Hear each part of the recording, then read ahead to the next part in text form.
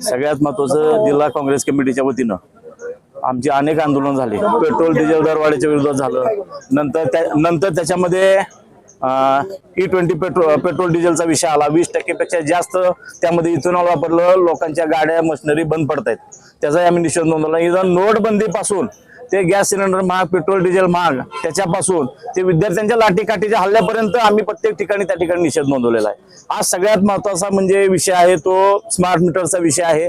मागच्या मीटरला सरकारनं हजारो कोटी रुपये खर्च देत, ते नवीन मीटर आहेत आणि गरज नसताना अदानीच्या घशात घालण्यासाठी MSEB ऑफिस आणि कार्यालय आणि गोरगरिबांचे जे मीटर बसलेले आहेत त्याचा पैसा डायरेक्ट अदानीला आहे। त्यांचा फायदा करून देण्यासाठी अदानीचे कार्यकर्ते असलेले देवेंद्र फडणवीस साहेब, पुन्हा आपले मोदी साहेब हे जे आहेत ते त्यांचं काम करतात। अदानीचं शक्तीपीठ मार्ग राज्यातून चाललाय, या जिल्ह्यातून चाललाय, अदानीचा कोळसा वाहण्यासाठी चाललाय, त्याचाही आम्ही निषेध नोंदवला। पण हा स्मार्ट मीटर गोरगरिबांच्या मुळावर उठलेला आहे, कारण की ज्या गोरगरिबांकडे पैसेच नाहीत, मध्यमवर्गीय आणि अल्प पैसे असलेला शेतकरी फार नागरिक खूप आहे या राज्यामध्ये, त्यांनी जायचं कुठं?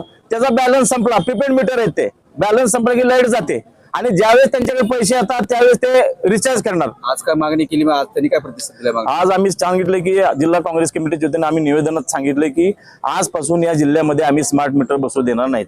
प्रशासन जबाबदारी झटकतंय, आम्ही म्हणलं तुमच्या वरिष्ठांना कळवा, आजपासून मीटर सक्ती केली जाणार नाही। सक्तीने मीटर बसवलेले आहेत, दुप्पट तिप्पट लाईट बिल येत आहे, त्याचा निषेध म्हणून आम्ही आज हे आंदोलन केलं। मीटर बसवलं तर परत आम्ही आता यापुढे मीटर फोडायचं आंदोलन सुरू करू। आम्ही जाहीर करतो, कारण की हा गोरगरिबांच्या खिशाला कात्रीचा विषय आहे, त्यांच्यावर जो अन्याय होतोय त्याच्या विरोधात आम्ही या ठिकाणी उठलेलो आहे।